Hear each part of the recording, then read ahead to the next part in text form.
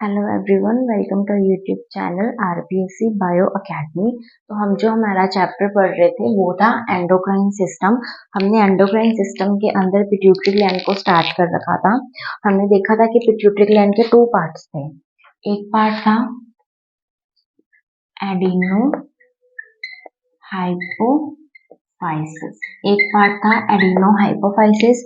इस पार्ट के अंदर हमने पढ़े थे, सबसे पहला हार्मोन हमने पढ़ा था ग्रोथ हार्मोन। सेकंड हमने पढ़ा था प्रोलैक्टिन हार्मोन। थर्ड हमने पढ़ा था मेलानोसाइट स्टिमुलेटिंग हार्मोन। फोर्थ हमने पढ़ा था थायराइड स्टिमुलेटिंग हार्मोन। फिफ्थ हमने पढ़ा था गोनाडोट्रोपिन रिलीजिंग हार्मोन। सिक्स्थ हमने पढ़ा था एड्रेनोकोर्टिकोट्रोफिक हार्मोन। ठीक है, उसके बाद हमने इसका नेक्स्ट पार्ट के बारे में बात की थी, न्यूरो हाइपोफाइसिस। ये पिट्यूटरी ग्लैंड का पोस्टीरियर पार्ट था। इसके अंदर हमने टू पार्ट्स किए थे। पहला था EDH एंटी डायूरेटिक हार्मोन और सेकंड था ऑक्सीटोसिन, है ना। तो हमने कल जब ये लेक्चर डिस्कस किया था तो उसके अंदर हमने ग्रोथ हार्मोन पढ़ लिया था, प्रोलैक्टिन पढ़ लिया था, मेलानोसाइट TSH पढ़ लिया था, ACTH पढ़ लिया था। तो आज जो हम पढ़ने जा रहे हैं वो है हमारा गोनाडोट्रोपिन रिलीजिंग हार्मोन। तो आज जो हमारा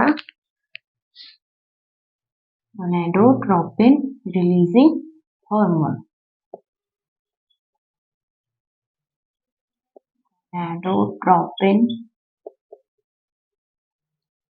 releasing hormone, gonadotropin releasing hormone.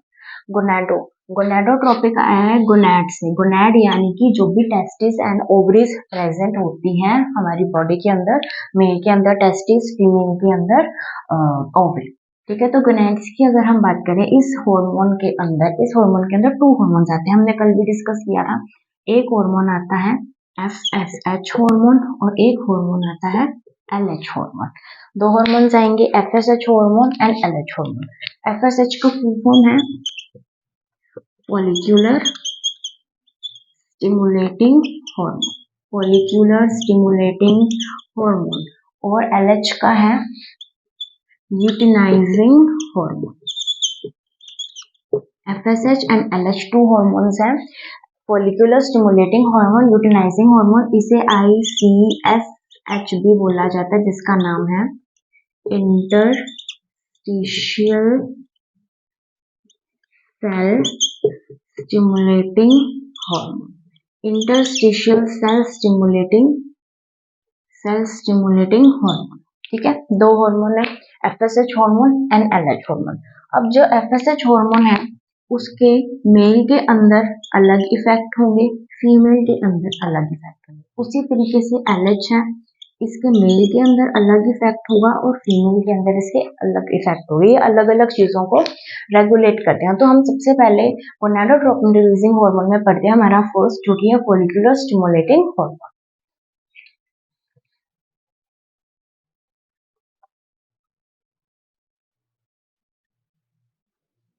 हमारा फर्स्ट हार्मोन है इसके अंदर FSH, follicular stimulating hormone.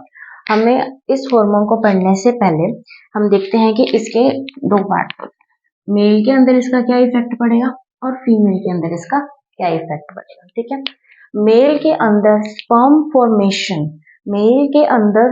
Formation की जो प्रोसेस होती है उसे बोला जाता है स्पर्मेटोजेनेसिस। स्पर्मेटोजेनेसिस यानी कि formation of sperms is known as spermatogenesis. तो FSH क्या करेगा, FSH करेगा स्पर्मेटोजेनेसिस को इंड्यूस, और फीमेल के अंदर ओवम की फॉर्मेशन को कहा जाता है oogenesis। ये करेगा oogenesis को इंड्यूस। ये मेल के अंदर तो स्पर्मेटोजेनेसिस को इंड्यूस करेगा, फीमेल के अंदर oogenesis को, यानी कि इनके गैमेट्स की फॉर्मेशन करना किसका काम है, FSH, फॉलिक्यूलर स्टिमुलेटिंग हार्मोन। जो टेस्टिस होती है, हम पहले एक बार पढ़ लेते हैं कि अगर ये हम TS ऑफ टेस्टिस करें तो टेस्टिस के अंदर कुछ इस तरीके के हमें सेल्स दिखेंगे। इन सेल्स को नाम दिया जाता है सेमिनिफेरस ट्यूब्यूल्स। ये है सेमिनिफेरस ट्यूब्यूल्स। हमने एक इसका डायग्राम बनाया है टेस्टिस का। टेस्टिस का अगर हम टीएस कट करेंगे तो हमें मिलेंगी कुछ इस तरीके की सेल्स, इनका नाम दिया जाता है सेमिनिफेरस ट्यूब्यूल्स। इन सेमिनिफेरस ट्यूब्यूल्स के अंदर स्पेशलाइज्ड सेल्स प्रेजेंट होती हैं। इन स्पेशलाइज्ड सेल्स को नाम दिया जाता है सर्टोली सेल्स। सेमिनिफेरस ट्यूब्यूल्स के अंदर जो सेल्स प्रेजेंट होती हैं उन सेल्स को नाम दिया जाता है सर्टोली सेल्स। और इन सेमिनिफेरस ट्यूब्यूल्स के बीच में कुछ सेल्स प्रेजेंट होती हैं, इन सेल्स को नाम दिया जाता है लेडिक सेल्स। ठीक है, टेस्टिस के अंदर कुछ सेल्स प्रेजेंट होती हैं जिसका नाम दिया जाता है सेमिनिफेरस ट्यूब्यूल्स। सेमिनिफेरस ट्यूब्यूल्स के अंदर जो सेल्स प्रेजेंट होती हैं उनका नाम दिया जाता है सर्टोली सेल्स। और जो इधर सेल्स प्रेजेंट होती हैं इन सेमिनिफेरस ट्यूब्यूल्स के अराउंड, इनको नाम दिया जाता है लेडिक सेल्स। ठीक है, तो अब एफएसएच का क्या काम है? एफएसएच किसके ऊपर वर्क करेगा? एफएसएच वर्क करेगा इन सर्टोली सेल्स के ऊपर। ये सेल्स जो सेमिनिफेरस ट्यूब्यूल्स के अंदर प्रेजेंट है, तो ये क्या काम करेगा? ये करेगा work on the Sertoli cells. ठीक है, ये सर्टोली सेल के ऊपर वर्क करेगा। क्या वर्क करेगा? सर्टोली सेल का क्या काम है? सर्टोली सेल का अगर हम फर्स्ट काम करें तो ये प्रोवाइड करता है नरिशमेंट। किसे नरिशमेंट प्रोवाइड करेगा? जो भी डेवलपिंग स्पर्म्स है उनका जो खाना है, उनका जो खाना पानी है, वो जो नरिशमेंट है टोटल, वो नरिशमेंट प्रोवाइड करवाएंगे वो सर्टोली सेल्स। सेकेंड इसका काम है कि ये रिलीज करता है इनहिबिन। इनहिबिन हार्मोन को रिलीज करता है कौन? Sertoli cells. तो अगर हम बात करें कि इनहिबिन हार्मोन का क्या मतलब है, कि अगर इनहिबिन हार्मोन को बढ़ा दिया जाए, अगर इनहिबिन हार्मोन को बढ़ा दिया जाए तो जो एफएसएच हार्मोन है ये हो जाएगा कम। इनहिबिन हार्मोन के बढ़ने से एफएसएच होगा कम और जो स्पर्मेटोजेनेसिस है वो हो जाएगी कम। इनहिबिन का बढ़ना, एफएसएच का कम होना और स्पर्मेटोजेनेसिस हो जाएगी कम। उसी तरीके से अगर इनहिबिन हो गया कम, अगर इनहिबिन हुआ कम तो एफएसएच हो गया ज्यादा और जो स्पर्मेटोजेनेसिस है वो भी हो गई ज्यादा। यानी कि जो इनहिबिन हार्मोन है और जो एफएसएच हार्मोन है ये दोनों एक दूसरे के एंटागोनिस्ट वर्क कर रहे हैं। जैसे कल हमने पढ़ा था मेलेटोनिन और मेलानिन, ये दोनों एक दूसरे के एंटागोनिस्ट वर्क कर रहे थे। उसी तरीके से इनहिबिन और एफएसएच हार्मोन जो वो एक दूसरे के एंटागोनिस्ट वर्क करते हैं। तो अगर हम इस चीज को देखें तो हम ये कह सकते हैं कि जो इनहिबिन हार्मोन है वो इनहिबिन हार्मोन रेगुलेट कर रहा है एफएसएच को। तो ऐसा कौन सा हार्मोन है मेल्स के अंदर जो एफएसएच को रेगुलेट करता है? तो हमारा आंसर आएगा इनहिबिन हार्मोन। ठीक है, उसी तरीके से यहाँ पर जो फॉलिकुलर सेल्स है, यहाँ पर जो ग्राफियन फॉलिकल बनता है, यहाँ पर जो ग्राफियन फॉलिकल बनता है उस ग्राफियन फॉलिकल के अंदर क्या होती है कि टू टाइप ऑफ उसके अंदर टू लेयर्स होती हैं। एक होती है थिका, एक होती है थिना। तो जो उसके अंदर इंटरनल लेयर होती है ग्राफियन फॉलिकल की, इंटरनल लेयर होती है, उस इंटरनल लेयर से निकलता है hormone oestrogen hormone. Oestrogen hormone निकलता है ग्राफियन फॉलिकल से। जब हम इस तरीके से ओवरी की जब स्ट्रक्चर को पढ़ते हैं तो ओवरी की स्ट्रक्चर के अंदर यहाँ पर तो ओवम रिलीज हो जाता है, यहाँ पर ओवम रिलीज हो जाता है। तो इस ओवम के बनने से पहले यहाँ पर एक स्ट्रक्चर बनती है, उस स्ट्रक्चर को नेम दिया जाता है ग्राफियन फॉलिकल। वो कुछ इस तरीके की स्ट्रक्चर बनती है,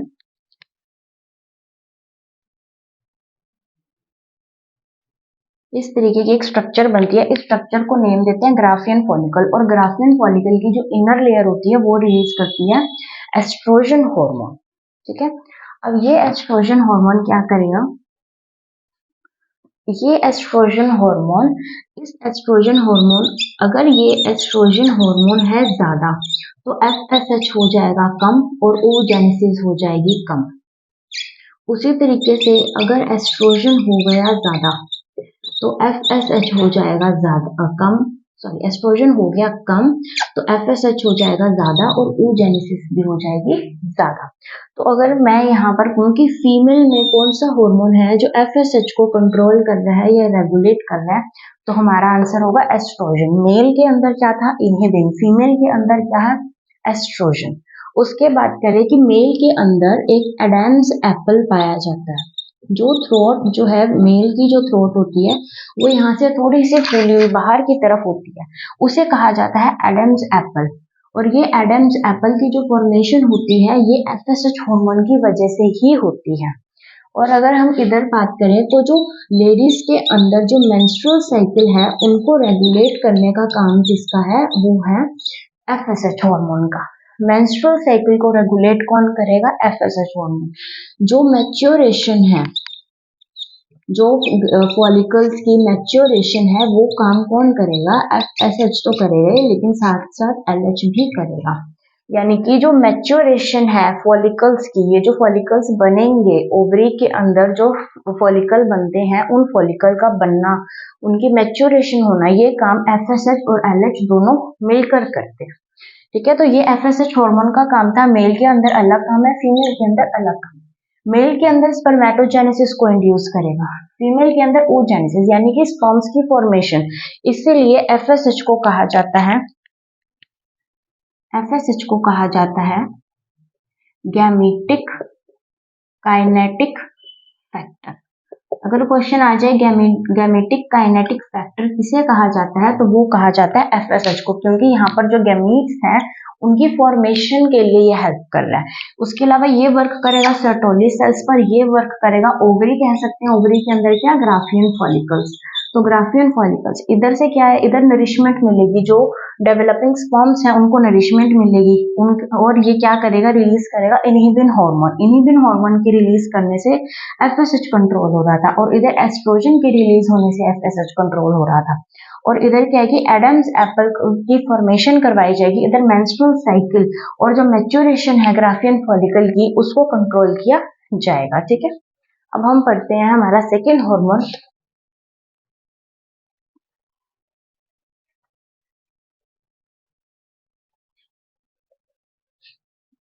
हमारा सेकेंड हार्मोन है एलएच हार्मोन, या फिर जिसे हमने बोला था ICSH hormone, interstitial cell stimulating hormone, luteinising hormone. और इसे कहा जाता है गैमेटिक रिलीजिंग फैक्टर, यानी गैमीट्स को रिलीज करने के अंदर जो काम आएगा वो आएगा एलएच हार्मोन।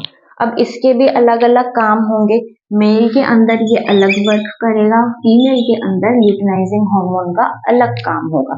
सबसे पहले हम करते हैं मेल के अंदर। मेल के अंदर ये क्या काम करेगा, ल्यूटिनाइजिंग हार्मोन। अभी हमने टेस्टिस की स्ट्रक्चर पढ़ी थी, उस टेस्टिस के स्ट्रक्चर में हमने देखा था कि जो सेमिनिफेरस ट्यूब्यूल्स हैं उनके बीच में एक सेल प्रेजेंट है जिसका नाम दिया था हमने लेडिक सेल। तो ये वर्क करेगा उस लेडिक सेल के ऊपर, ये जाएगा उस लेडिक सेल के पास और लेडिक सेल क्या करेगा, लेडिक सेल का काम है टू रिलीज द हार्मोन, नाम है टेस्टोस्टेरोन हार्मोन। यानी टेस्टोस्टेरोन हार्मोन को रिलीज करेगा लेडिक सेल, और लेडिक सेल को कौन इंड्यूस करेगा, ल्यूटिनाइजिंग हार्मोन। ये हार्मोन लेडिक सेल से टेस्टोस्टेरोन हार्मोन को रिलीज करवाएगा। और टेस्टोस्टेरोन हार्मोन के दो काम है, एक काम ये है कि ये करवाएगा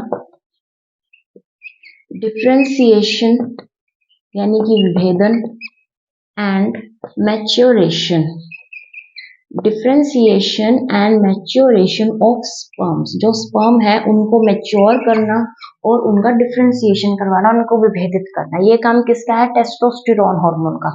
दूसरा काम है इसका सेकेंडरी सेक्सुअल कैरेक्टर्स को डेवलप करना। Secondary sexual characters, secondary sexual characters क्या होते हैं कि जो मेल्स हैं उनकी जो वॉइस है उसके अंदर डिफरेंस आ जाता है, वो थोड़ी सी हैवी वॉइस हो जाती है। गर्ल्स की थोड़ी स्वीट वॉइस मानी जाती है और बॉयज की थोड़ी हैवी वॉइस मानी जाती है। तो बॉयज के अंदर जैसे फेशियल हेयर्स आ जाते हैं, उन फेशियल हेयर्स का आना, ये सारे काम जो है ये है टेस्टोस्टेरोन हार्मोन के, जिसको कौन रेगुलेट कर रहा है, ल्यूटिनाइजिंग हार्मोन। ठीक है, तो मेल के अंदर क्या करता है, ये लेडिक सेल के पास जाएगा, Leydig cell testosterone hormone release करेगा जिसके दो काम है, एक काम है differentiation and maturation of sperm और सेकंड काम है सेकेंडरी सेक्सुअल कैरेक्टर को मेंटेन करना, जैसे कि वॉइस या फिर फेशियल हेयर्स। उसके बाद हम कहते हैं कि फीमेल में इसका क्या काम है, ल्यूटिनाइजिंग हार्मोन। सबसे पहला काम हमने यही पढ़ा था कि एफएसएच और एलएच दोनों मिलकर क्या करते हैं, दोनों मिलकर हेल्प करते हैं मैच्योरेशन के अंदर, यानी maturation of Graafian follicle. Maturation of Graafian follicle LH hormone के LH और FSH दोनों मिलकर करेंगे। सेकंड काम क्या है? सेकंड काम ये है कि ओव्यूलेशन करवाना।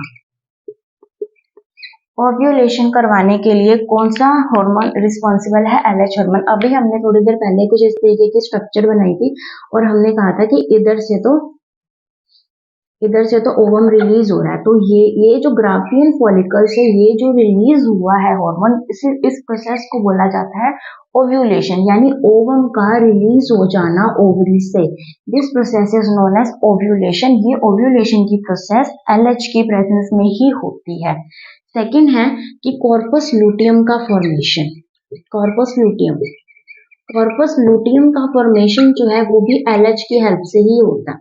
जब यहाँ से ओवम निकल जाता है तो जो भी यहाँ पर रेजिडुअल पार्ट होता है, उस रेजिडुअल पार्ट को कहा जाता है कॉर्पस ल्यूटियम, यानी जो बच गया ओवम के रिलीज के बाद ओवरी के अंदर जो बच गया उसे कहा जाता है कॉर्पस ल्यूटियम। और कॉर्पस ल्यूटियम से रिलीज होता है प्रोजेस्टेरोन अगर प्रेगनेंसी हो जाए तो कॉर्पस ल्यूटियम की जो फॉर्मेशन है वो कौन करेगा? LH। ओव्यूलेशन कौन करवाएगा? LH।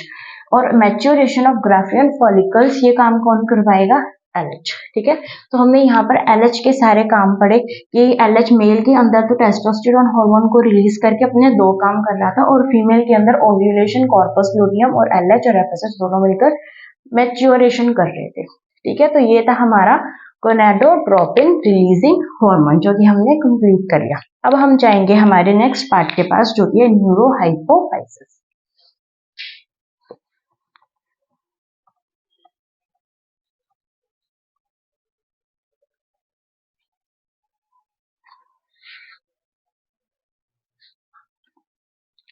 हमारा नेक्स्ट पार्ट है न्यूरोहाइपोफाइसिस, यानी पिट्यूटरी ग्लैंड का पोस्टीरियर पार्ट न्यूरोहाइपोफाइसिस, जहां पर जो है स्टोरेज हो रही है, जहां पर सिंथेसिस नहीं होती, जहां पर सिंथेसिस ऑफ हार्मोन नहीं हो रहा, यहाँ पर क्या हो रहा है? स्टोरेज। और हार्मोन की सिंथेसिस कहाँ से हो रही है? सिंथेसिस हो रही है हाइपोथैलेमस से। ये हम प्रीवियस क्लासेस में डिस्कस कर चुके हैं कि हाइपोथैलेमस तो हार्मोन्स बनाएगा, लेकिन हार्मोन्स को रिलीज करने का काम किसका है? न्यूरोहाइपोफाइसिस का। तो अब हम यहाँ इसके अंदर हमारे दो हार्मोन थे, एक हार्मोन था ADH हार्मोन और एक हार्मोन था वेसोप्रेसिन ऑक्सीटोसिन हार्मोन। अब हम इन दोनों हार्मोन के बारे में बात करेंगे।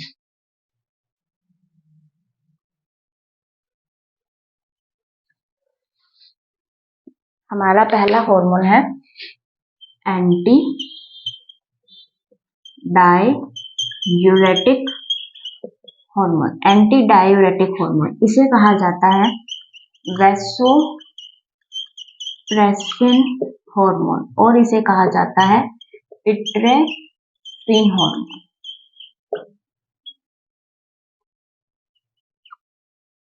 ठीक है, anti diuretic hormone, vasopressin hormone, pitressin hormone. जब हमने एक्सक्रीटरी सिस्टम पढ़ा था हमने तभी इस हार्मोन के बारे में बात की थी, तो अब हम उसके बारे में ही बात करेंगे कि जो एंटी डाययूरेटिक हार्मोन है या फिर जो वैसोप्रेसिन हार्मोन है ये क्या काम करता है। ये सबसे पहला काम हमने जो वही पढ़ा था उसी के बारे में डिस्कस करेंगे कि वाटर का रीएब्जॉर्प्शन करेगा, वाटर को रीएब्जॉर्ब करेगा।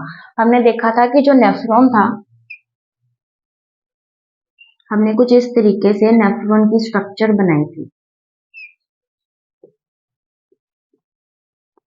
है ना। और हमने कहा था कि यहाँ पर जो वर्क करेगा, इस पार्ट पर जो वर्क करेगा वो पार्ट वर्क करेगा ADH हार्मोन या वैसोप्रेसिन हार्मोन। और यहाँ से ये क्या कर रहा था? वाटर का एब्जॉर्प्शन कर रहा था। कहाँ से वाटर का एब्जॉर्प्शन हो रहा था? एक तो पार्ट था DCT, डिस्टल कॉन्वोल्यूटेड ट्यूब्यूल, जिसको हमने ये किया था दूरस्थ कुंडलित नलिका। प्लस हमने कहा था कि जो कलेक्टिंग डक्ट है वहां से, यानी कलेक्टिंग डक्ट और DCT किस चीज की? ये दोनों पार्ट है नेफ्रॉन के। इन पार्ट से वाटर का रीएब्जॉर्प्शन करना ये काम किसका है? इस ADH हार्मोन का, जिसको हम कहते हैं वैसोप्रेसिन हार्मोन।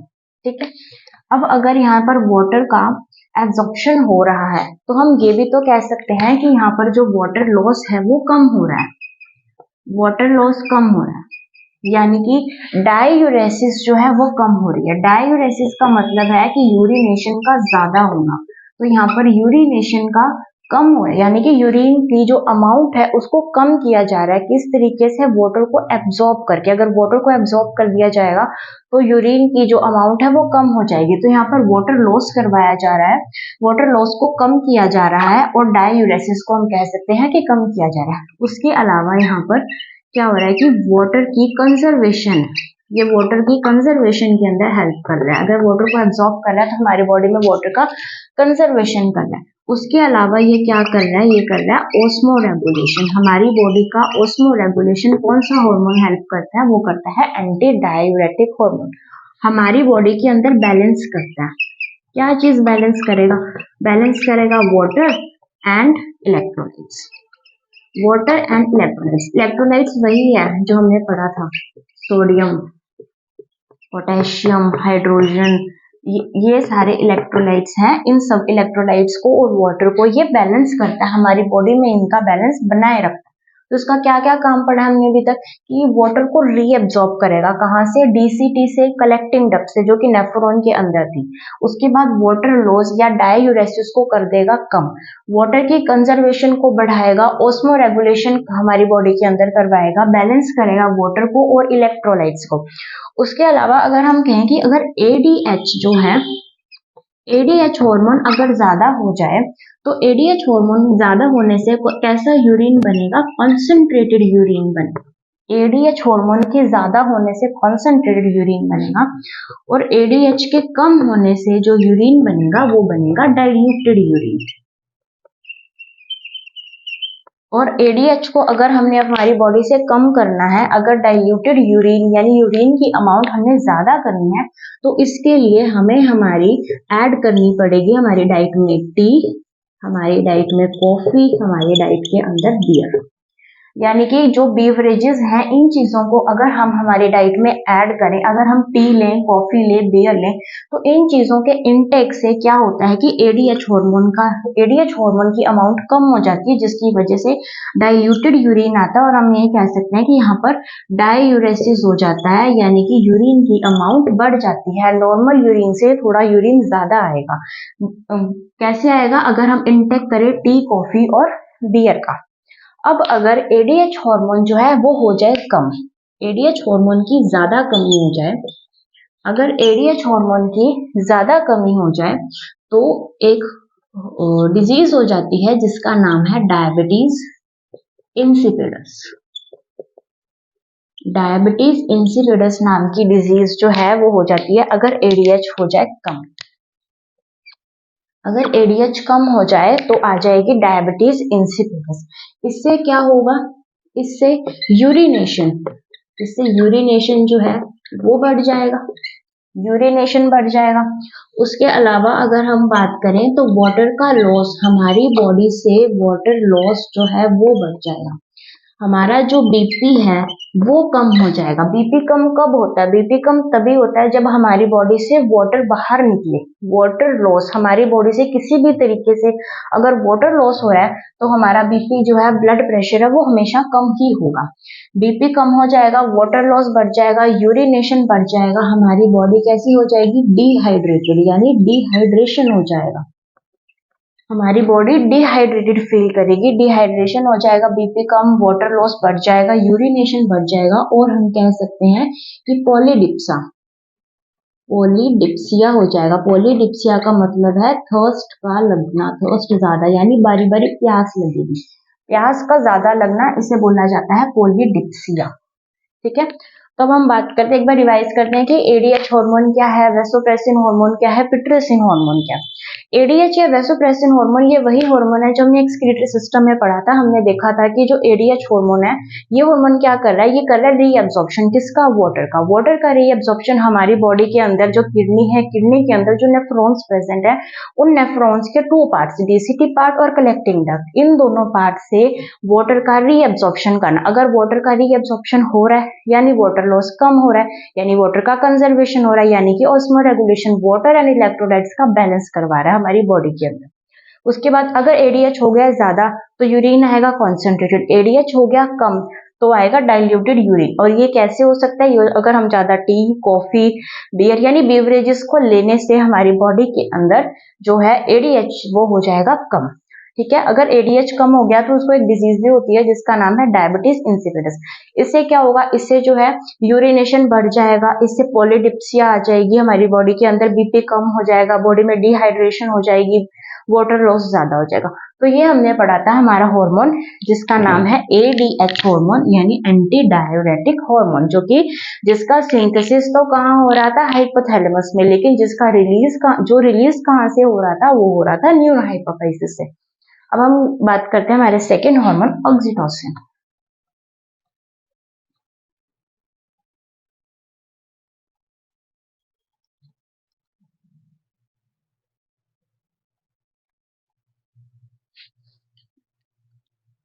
सेकेंड हार्मोन है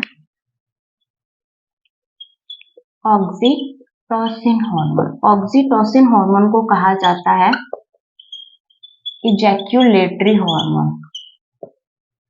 इसे कहा जाता है क्विक बर्थ हार्मोन। इसे कहा जाता है milk laid down hormone. Oxytocin hormone इसे कहा जाता है इजैक्यूलेटरी हार्मोन, इसे कहा जाता है क्विक बर्थ हार्मोन और इसे कहा जाता है मिल्क लेड डाउन हार्मोन। ये जो नाम है, इन नाम से ही क्वेश्चन आ जाता है कि कौन सा हार्मोन को क्विक बर्थ हार्मोन कहा जाता है, कौन सा हार्मोन को मिल्क लेड डाउन हार्मोन कहा जाता है। ठीक है, अगर हम बात करें कि इसको, सबसे पहले हम देखते हैं कि इसको मिल्क लेड डाउन हार्मोन क्यों कहा जाता है या इजैक्यूलेटरी हार्मोन इसे क्यों कहा जाता है। अगर हम ऑक्सीटोसिन हार्मोन की बात करें तो ऑक्सीटोसिन हार्मोन क्या करता है कि ये करता है डेवलपमेंट ऑफ मेमोरी ग्लैंड। हमारी जो मेमोरी ग्लैंड है उसकी डेवलपमेंट करेगा, उसके साथ साथ ये एल्वियोलाई की डेवलपमेंट भी करेगा। हमने ये चीज पढ़ी थी, हम ये चीज पहले भी पढ़ चुके हैं प्रोलैक्टिन हार्मोन के अंदर। इस हार्मोन के अंदर भी हमने यही चीज पढ़ी थी, लेकिन इस हार्मोन के अंदर हमने ये बात की थी यहाँ पर मिल्क की सिंथेसिस हो रही है, लेकिन यहाँ पर मिल्क का इजैक्यूलेशन होगा। इजैक्यूलेशन ऑफ मिल्क यानी मिल्क का बॉडी से बाहर आना, ये इसके लिए कौन सा हार्मोन है रिक्वायर्ड है? इसके लिए ऑक्सीटोसिन हार्मोन रिक्वायर्ड है। हमारी बॉडी के अंदर मिल्क का बनना प्रोलैक्टिन हार्मोन, बॉडी से मिल्क का बाहर आना ऑक्सीटोसिन हार्मोन। ठीक है, इसलिए इसे मिल्क लेट डाउन हार्मोन कहा जाता है, इजैक्यूलेटरी हार्मोन कहा जाता है। इसे क्विक बर्थ हार्मोन क्यों कहा जाता है? क्योंकि जो हमारे जब डिलीवरी के टाइम पर जो लेबर पेन होता है, डिलीवरी को कहा जाता है पार्ट्यूलेशन, तो जो लेबर पेन है उसके लिए कौन सा हार्मोन रिक्वायर्ड है? Oxytocin hormone. उसके अगर हमें जब during the birth of baby के टाइम पर कौन सा हार्मोन रिक्वायर्ड है? तब भी हमें रिक्वायर्ड है ऑक्सीटोसिन हार्मोन। तो ऑक्सीटोसिन हार्मोन के क्या काम है? इसने हम डेवलपमेंट किया मेमोरी ग्लैंड का, एल्वियोलाई का डेवलपमेंट किया, इजैक्यूलेशन ऑफ मिल्क, मिल्क का बॉडी से बाहर निकलना ऑक्सीटोसिन हार्मोन, लेबर पेन को करवाना, बर्थ ऑफ बेबी के बर्थ के टाइम पर जो हार्मोन दिया जाता है, जो हार्मोन के इंजेक्शन भी लगते हैं इस हार्मोन के उस टाइम पर, तो उसको बोला जाता है ऑक्सीटोसिन हार्मोन। ठीक है, और अगर हम बात करें कि जो स्मूथ मसल्स का डेवलपमेंट है, जो यूटेरस के अंदर स्मूथ मसल्स की डेवलपमेंट होती है, स्मूथ मसल्स की डेवलपमेंट होती है, वो भी ऑक्सीटोसिन हार्मोन में होती है। अगर इसके अंदर भी हम स्पेसिफिकली जाएं तो आएगा मायोमेट्रियम। यूट्रस के अंदर 3 लेयर्स होती है, एक्टोमेट्रियम, एंडोमेट्रियम, मायोमेट्रियम एंड एक्टोमेट्रियम। जिसके अंदर जो मायोमेट्रियम है, जो मिडल लेयर है, उसकी फॉर्मेशन के लिए कौन सा हार्मोन हेल्प कर रहा है? Oxytocin hormone. ठीक है, तो ये था हमारा ऑक्सीटोसिन हार्मोन। तो हमारा पिट्यूटरी ग्लैंड इसी के साथ कंप्लीट होता है। हमने एडिनोहाइपोफाइसिस के भी सारे हार्मोन्स की स्टडी कर ली है और न्यूरोहाइपोफाइसिस के भी सारे हार्मोन्स की स्टडी कर ली है। अब हम नेक्स्ट जाते हैं। अब हमारा पिट्यूटरी ग्लैंड हो गया खत्म। अब हम हमारा नेक्स्ट ग्लैंड पढ़ेंगे जिसका नाम है पीनियन gland.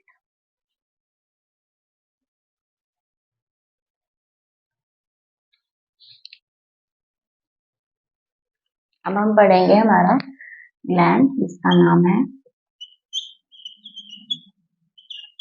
Pineal gland. Pineal gland, हमने कहा था कि हमारे हेड के अंदर 3 ग्लैंड प्रेजेंट थे, hypothalamus, pituitary gland and pineal gland.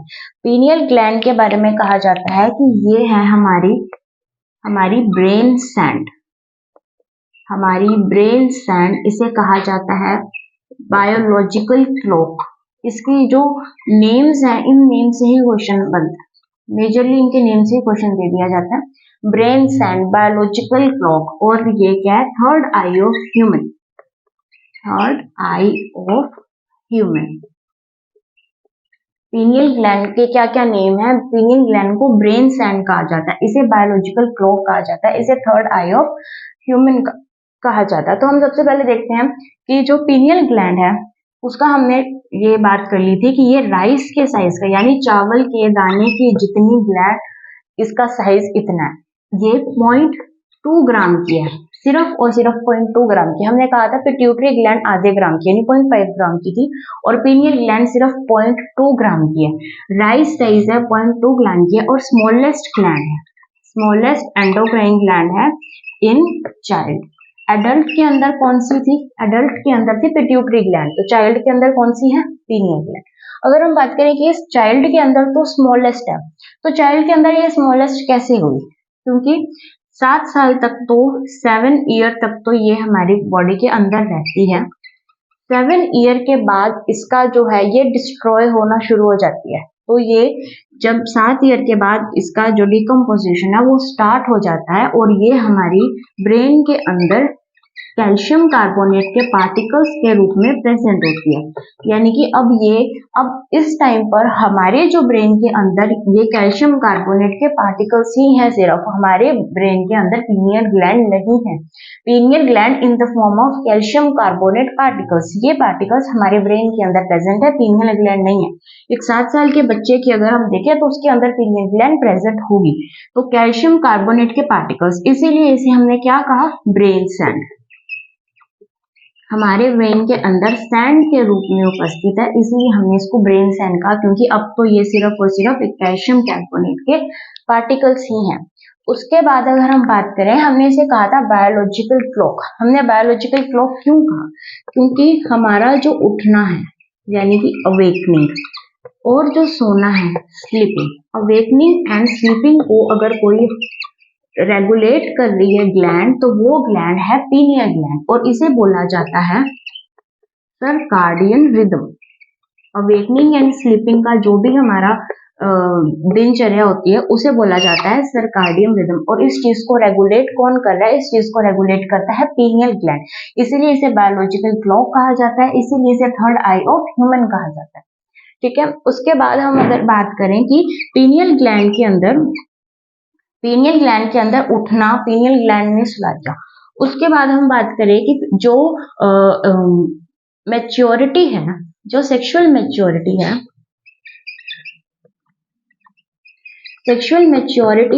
वो जो बच्चों के अंदर आती है, 12 से 13 साल के बच्चों के अंदर सेक्सुअल मैच्योरिटी आ जाती है। तो ये जो सेक्सुअल मैच्योरिटी है, अगर कोई बच्चा ब्लाइंड है तो उसके अंदर सेक्सुअल मैच्योरिटी जो है वो आ जाएगी फास्ट। एक ब्लाइंड बच्चे के अंदर सेक्सुअल मैच्योरिटी फास्ट आती है, क्यों आती है? पीनियल ग्लैंड की वजह से। ऐसा क्यों? क्योंकि जो पीनियल ग्लैंड है वो डार्कनेस के लिए ये होती है सेंसिटिव। डार्कनेस के लिए हम कह सकते हैं कि लाइट के लिए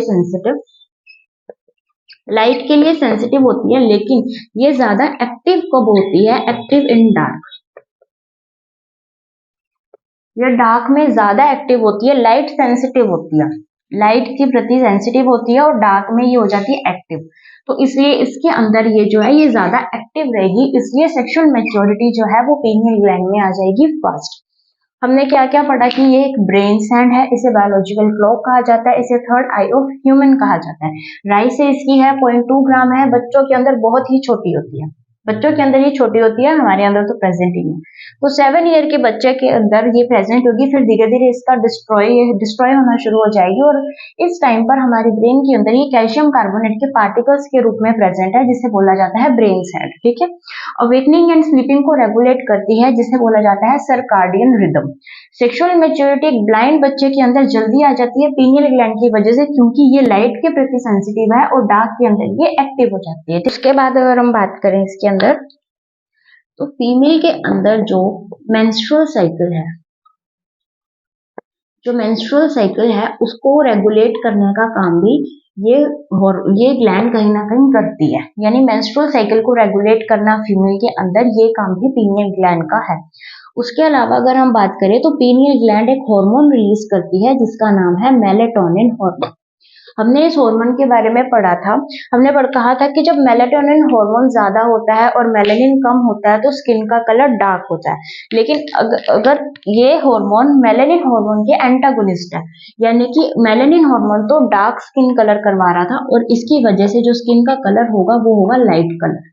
light colour of skin melatonin hormone की वजह से होता है और ये हार्मोन को रिलीज कौन कर रहा है? Pineal gland. बच्चों के अंदर जो इम्यूनिटी होती है, इम्यूनिटी डेवलपमेंट इन चाइल्ड, बच्चों के अंदर जो इम्यूनिटी होती है वो इम्यूनिटी भी पीनियल ग्लैंड की वजह से ही होती है।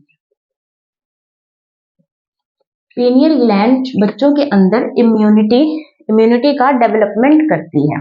ठीक है, उसके अलावा अगर हम बात करें कि जो पीनियल ग्लैंड है वो हमारे अंदर, तो हम देख सकते हैं कि इसका कोई खास रोल नहीं है, इतना इंपॉर्टेंट नहीं है, लेकिन जो लोअर एनिमल्स है उसके अंदर ये बहुत ही डेवलप्ड होती है, उसके अंदर इसका बहुत ज्यादा वर्क होता है, बहुत फंक्शन होते हैं, बहुत इंपॉर्टेंट ग्लैंड है हमारे लिए।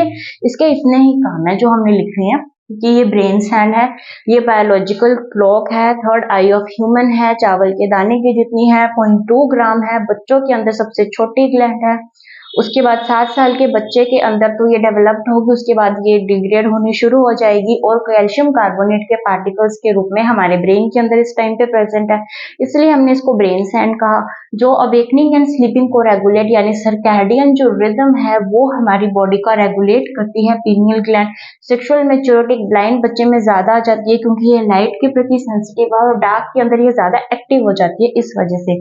मेंस्ट्रुअल साइकिल को रेगुलेट कर रही है, मेलेटोनिन हार्मोन को रिलीज कर रही है, जिसकी वजह से स्किन का लाइट कलर आएगा। इम्यूनिटी डेवलपमेंट इन चाइल्ड के अंदर इम्यूनिटी को डेवलप कर दिया। तो आज हमने इसका पीनियल ग्लैंड पढ़ा, हमने एडिनो हाइपोफाइसिस का लास्ट जो था वो पढ़ा, हमने न्यूरो हाइपोफाइसिस के दोनों हार्मोन्स के बारे में बात की। अब हम नेक्स्ट लेक्चर में इससे आगे के ग्लैंड्स के बारे में बात करेंगे। Thank you.